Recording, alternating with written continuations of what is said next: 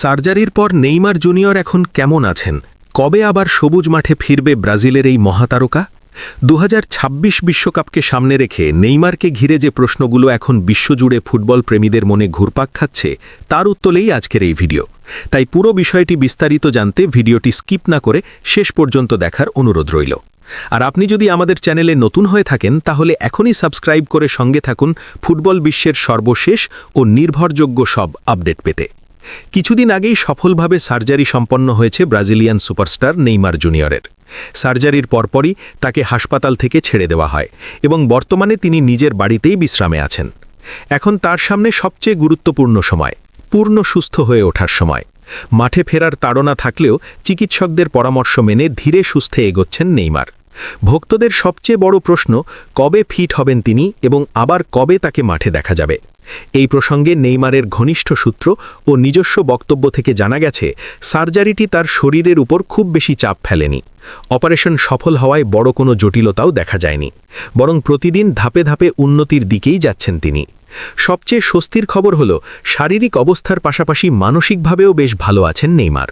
পরিবার ও কাছের মানুষদের সঙ্গে সময় কাটাচ্ছেন, হাসি খুশি মেজাজেই দিন পার করছেন এই ব্রাজিলিয়ান তারকা। আর নেইমারের এই ইতিবাচক মনোভাবই যেন নতুন করে স্বপ্ন দেখাচ্ছে ব্রাজিল সমর্থকদের। অনেকেই মনে করছেন, কঠিন সময় পেরিয়ে আরও পরিণত ও দৃঢ় মানসিকতা নিয়ে মাঠে ফিরবেন তিনি। উল্লেখ্য, 2026 বিশ্বকাপে নিজের সেরাটা দেওয়ার লক্ষ্যেই এই বড় সিদ্ধান্ত নিয়েছিলেন নেইমার জুনিয়র।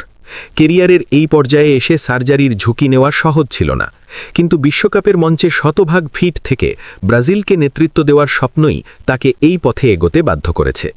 সার্জারি সম্পন্ন হওয়ার পর এখন তিনি পুরোপুরি বিশ্রামের মধ্যেই আছেন। চিকিৎসকদের স্পষ্ট নির্দেশ, তাড়াহুড়ো নয়, ধাপে ধাপে রিহ্যাব, নিয়ন্ত্রিত অনুশীলন এবং পর্যাপ্ত বিশ্রামই এখন তার মূল কাজ। এদিকে ভক্তদের মনে আরেকটি বড় প্রশ্ন, ঠিক কবে ফিরবেন নেইমার এবং কবে তাকে আবার ব্রাজিল দলে দেখা যাবে? এই বিষয়ে প্রাথমিকভাবে জানানো হয়েছে, অন্তত 1 থেকে 2 মাস সম্পূর্ণ বিশ্রামে থাকতে হবে নেইমারকে। চিকিৎসকদের হিসেব অনুযায়ী যদি সবকিছু পরিকল্পনা অনুযায়ী এগোয়, তাহলে আগামী ফেব্রুয়ারি মাসের দিকে ক্লাব ফুটবলে ফেরার সম্ভাবনা রয়েছে তার। তবে সেটি হবে খুবই সীমিত সময়ের জন্য এবং পূর্ণ ম্যাচ খেলার আগে তাকে ধীরে ধীরে ম্যাচ ফিটনেসে ফেরানো হবে।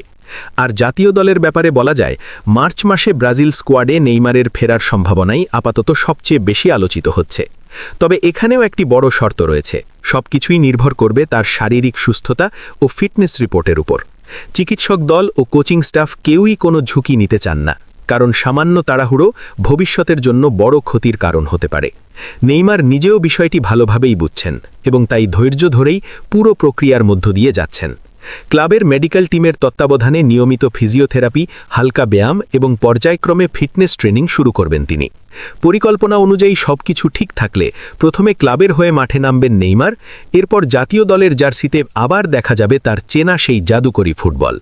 ব্রাজিল সমর্থকদের আশা, মার্চ মাসে জাতীয় দলের ম্যাচেই আবারও নেইমারের পায়ের জাদুতে মাতবে গ্যালারি। সব মিলিয়ে বলা যায়, সার্জারির পর নেইমার জুনিয়রের অবস্থা নিয়ে ভয়ের কোনো কারণ নেই, বরং ধীরে সুস্থে সঠিক পথে এগোচ্ছেন তিনি।